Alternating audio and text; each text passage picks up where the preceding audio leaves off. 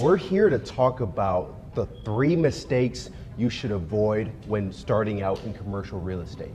And make sure to stay tuned for the 3rd mistake, which could ruin everything. Hey everyone, it's Joe from Focus Pictures. Today we're joined with James Canion. James is a commercial realtor who's been in the game for over 20 years now, right? Yep, 20 plus, that's exactly right. And we're standing here in one of his top secret projects that's coming out later this year. And we're currently working with the architects right now to design it. It's coming probably in late September. Oh, I'm so excited. A lot of things had to go right for this to become a reality. Can you tell everyone what some of the most common mistakes you see new realtors who are just getting into commercial real estate make? Well, the common misconception is after you've been doing residential and you're pretty good at it, you might be the top on your team, you've done a lot of transactions. They think that a natural segue would be right into commercial real estate. That's a really common misconception, and it's a pretty dangerous misconception because there's a lot of rules and regulations that are a lot different than just your basic, home purchase, home sale. There's permitting, dealing with city, there's ordinance, there's a lot of different things that go on in the commercial real estate business that people think that they can immediately transition in. And there are a lot of things that could easily go wrong. I mean, you were telling me about your experience earlier. Can you let them know about what happened? The cycle, the real estate cycle, is much longer than a typical transaction, say for leasing a house or purchasing a house or selling a house. In the commercial world, it takes just, you could take 6, 8, 9 months. There's a whole lot to it. So even though, if somebody wanted to lease this building, the transaction of the lease may take a week, but getting this, commencing the lease to actually executing the lease and starting the rent, meaning we're going to have to do the whole build out. This is going to take probably 4 months. Wow. So the sales cycle is pretty long.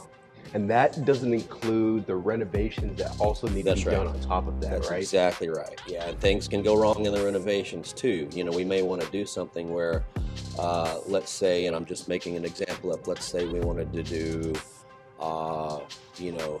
hookah pipe service here. Sure. A lot of really these, popular. A Really lot popular. of these new up and coming clubs, nightclubs, restaurants, bars and grills do that, but there's certain areas of Houston that don't allow it.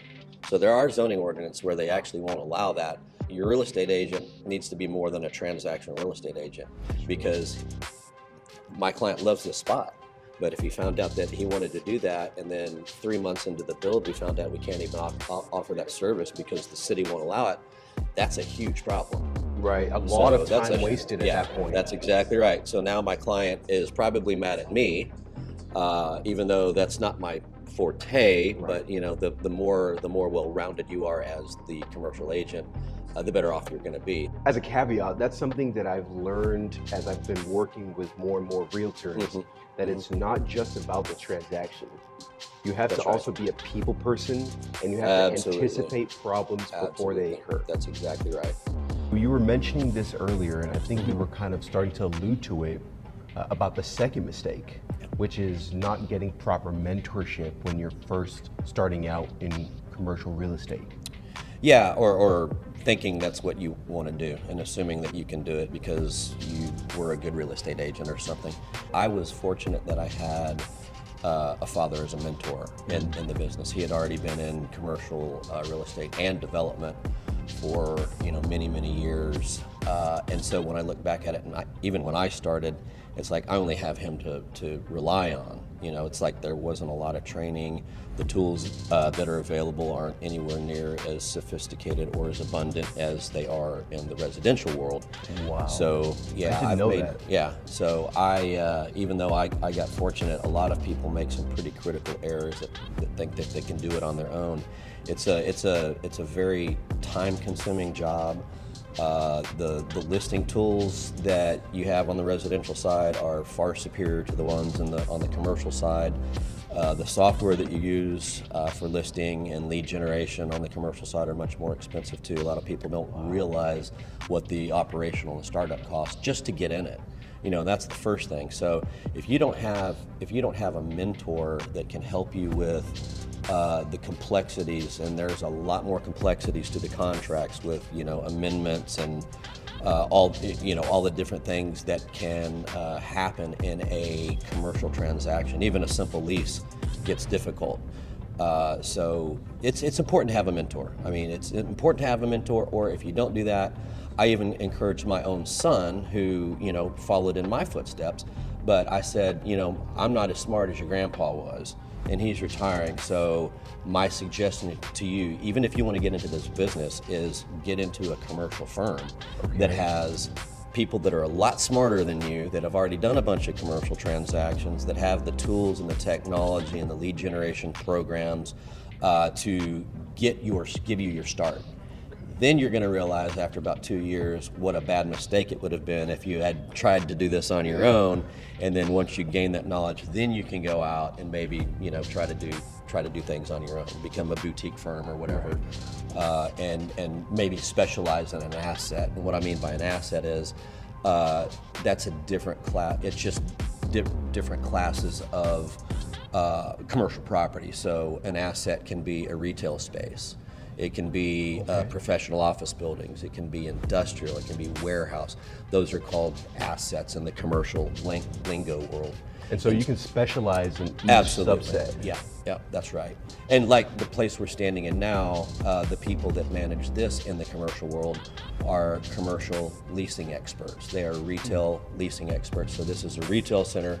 That's all their company does. They don't do anything else. They don't deal with office buildings. They don't deal with warehouses. They don't deal with commercial, industrial, whatever. So there's a lot of different asset classes, and that's something that I would also encourage people to think about. What asset class? Even when you go to a commercial firm, different commercial firms specialize in different commercial assets, just like the one I talked about. The commercial firm that manages this facility, like I said, only manages and works on leasing retail centers. Okay. So get mentorship, and then through that mentorship, you're able to discover which asset class. That's exactly right. Prefer. That's exactly right. Wow. Yeah. Wow. And that would have been something that you would have not known getting into it. That's exactly right. And then you would have spent all that time making mistakes, trying to do everything. That's exactly right. Burning yourself out. And then you realize that something as simple as specializing in one aspect could make or break your practice. Exactly right. That's exactly right. Earlier we were mentioning how long the sales cycle lasts. Right. And that's a third mistake people make, is just not understanding how long it takes for you to go from the start of the transaction to close.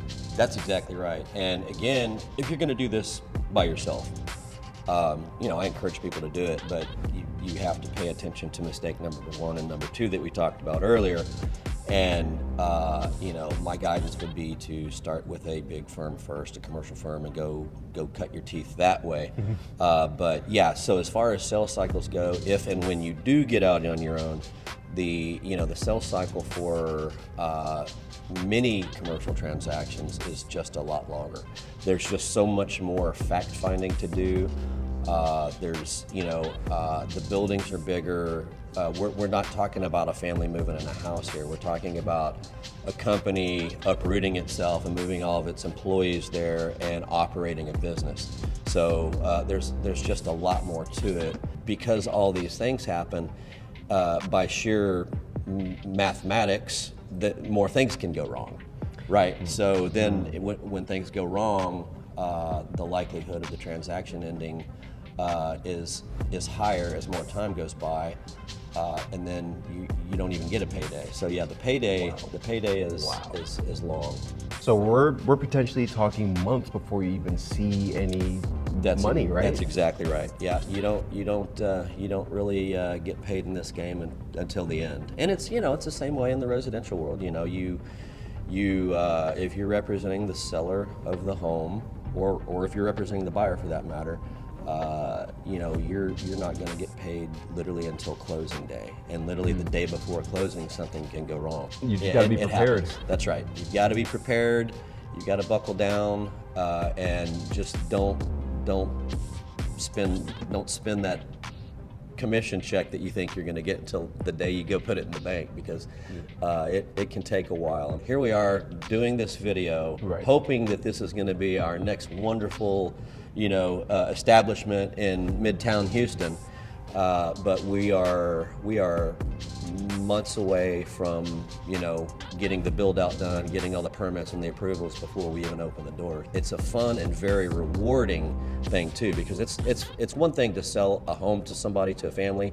That feels good, but when you actually start an establishment that might become an icon in part of town, it makes you sleep better at night. So it feels good to be able to put your name on something like this that becomes a highly respected local establishment in the community. That's incredible. Well, James, where can people find you if they have any more burning questions? I am with eXp Realty right now, one of the fastest growing real estate companies in the world. My phone number is 713-417-0285, and my email is james.canion@exprealty.com. That's CANION, the last name. So james.canion@exprealty.com. If you need any commercial help, development, or otherwise, I'd be happy to assist you. And you also said that you're on Facebook as well, right? I am. I'm on Facebook. Just look James Canion up. Awesome. And that's Canion with an I. Canion with an I. That's Perfect. right. Perfect. You all can find me on Instagram at Joe from Focus Pictures. And if you found this video helpful, please share it with a friend of yours who is getting into real estate, especially commercial real estate, for the first time, because this can save them a whole lot of headaches. But until then, I hope you all have a great day. Stay safe.